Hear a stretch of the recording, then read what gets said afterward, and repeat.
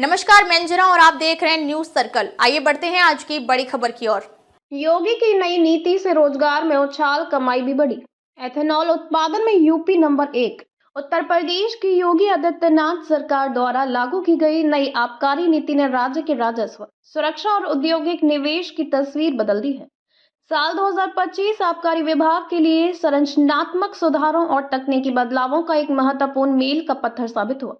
सरकार की zero tolerance नीति और ई गवर्नेंस के समन्वय ने इस क्षेत्र में पारदर्शिता के साथ साथ रिकॉर्ड तोड़ कमाई सुनिश्चित की है।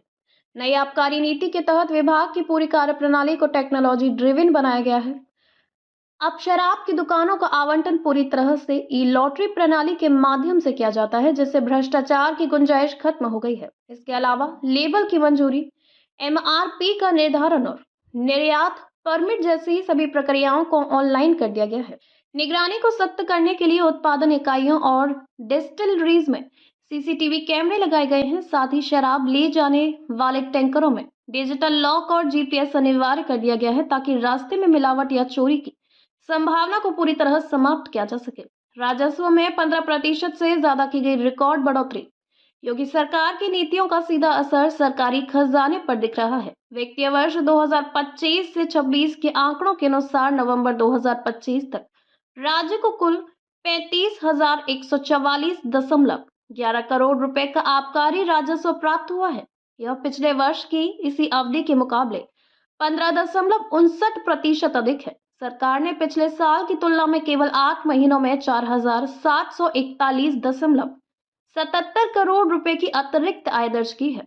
एथेनॉल उत्पादन में यूपी बना नंबर 1। उत्तर प्रदेश अब देश के एक बड़े एथेनॉल हब के रूप में उभरा है।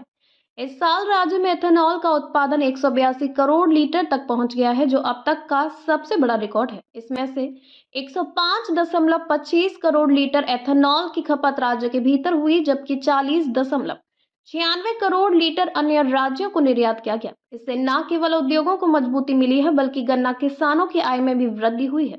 अवैध शराब के खिलाफ एक्शन। अवैध शराब के कारोबार को जड़ से मिटाने के लिए सरकार ने इस साल व्यापक अभियान चलाया है। प्रदेश भर में कुल 89,990 मामले दर्ज किए गए और लगभग 20.86 लाख लीटर अवैध शराब जब्त की गई है। इस कार्रवाई के तहत 15,085 लोगों को गिरफ्तार किया गया है, जिनमें से 2,755 को जेल भेजा गया है। जनता की भागीदारी सुनिश्चित करने के लिए यूपी एक्साइज सिटीजन ऐप और टोल फ्री नंबर भी जारी किया गया है। निवेश और रोजगार के नए अवसर। इन्वेस्ट यूपी के माध्यम से आबकारी क्षेत्र में अब तक 35,378 करोड़ रुपए के निवेश प्रस्तावों वाले 140 MOU साइन किए गए हैं। वर्तमान में 35 परियोजनाएं धरातल पर काम कर रही हैं, जिनमें 4,045 करोड़ रुपए से अधिक का निवेश हो चुका है।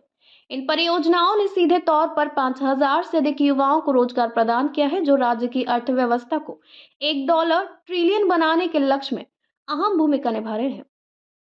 अब तक के लिए बस इतना ही। फिर मिलते हैं एक ऐसे ही बड़ी खबर के साथ। तब तक के लिए नमस्कार और देखते रहिए न्यूज सर्कल। अगर आपको वीडियो पसंद आई हो तो लाइक करें व शेयर करें। ऐसे लेटेस्ट अपडेट पाने के लिए बेल आइकन प्रेस करना ना भूलें। अगर आप हमें फेसबुक या फिर इंस्टा के माध्यम से देख रहे हैं तो हमारे पेज को फॉलो जरूर करें। धन्यवाद।